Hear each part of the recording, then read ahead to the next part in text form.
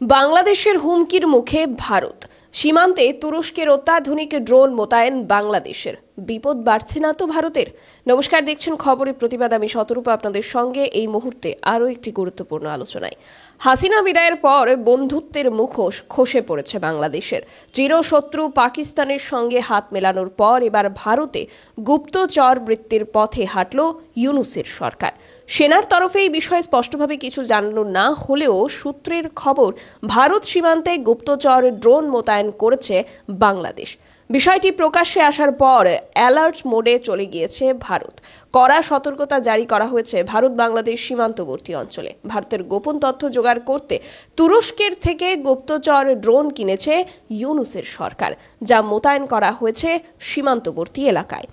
Bayraktar TB2 নামের এই অত্যাধুনিক ড্রোন 2014 সাল থেকে বাণিজ্যিকভাবে উৎপাদন ও বিক্রি শুরু করেছে তুরস্ক।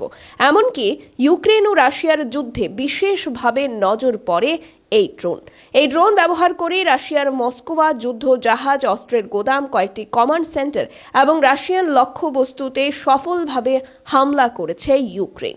অতীতে সিরিয়া ও লিবিয়া যুদ্ধেও এই ড্রোনের ব্যাপক প্রয়োগ দেখা যায়। চলতি বছরেই তুরস্ক থেকে 16টি এই ড্রোন কিনেছিল বাংলাদেশ, যার মধ্যে 6টি মোতায়েন করা হয়েছে ভারত সীমান্তে।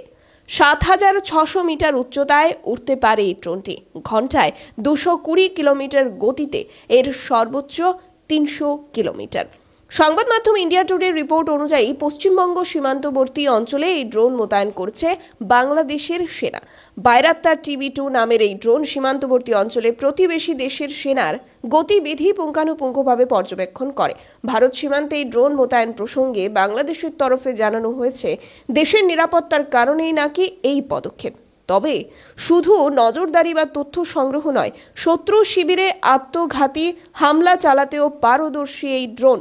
সীমান্তে ভারতের বিরুদ্ধে বাংলাদেশের এই তৎপরতায় স্বাভাবিক অ্যালার্ট মোডে ভারতের সেনাবাহিনী।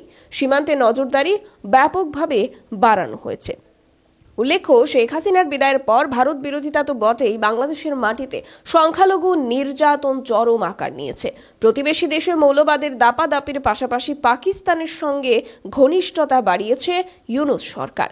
এবার সীমান্তে ড্রোন মোতায়েনের ঘটনা নতুন করে চিন্তা বাড়াচ্ছে নয়াদিল্লির। একই প্রয়াস চালিয়েছিল মাস 6 আগে মালদ্বীপও। মূলত চীনা মতাদর্শী মালদ্বীপের প্রেসিডেন্ট মুইজু একই ড্রোন মোতায়েন করেছিলেন ভারতের বিরুদ্ধে। যদিও ভারতের সাথে মালদ্বীপের সম্পর্ক স্বাভাবিক হয়ে পড়ায় সেই ড্রোনের আর তেমন কোনো ক্ষতিকর প্রভাব দেখা যায়নি। কিন্তু ভারতের একচেটিয়া বিরোধী বাংলাদেশের এই বাইরাক্তার ড্রোন মোতায়েনের সিদ্ধান্তে ভারত সরকার ও ভারতীয় সীমা সুরক্ষা বল কি পদক্ষেপ নিতে পারে, সেদিকেই তাকিয়ে এপারের 140 কোটি মানুষ। আপনাদের কি মতামত জানান কমেন্টে, এবং অন্যান্য আপডেটসগুলো দেখুন। চোখ রাখুন খবরের প্রতিবাদে। নমস্কার।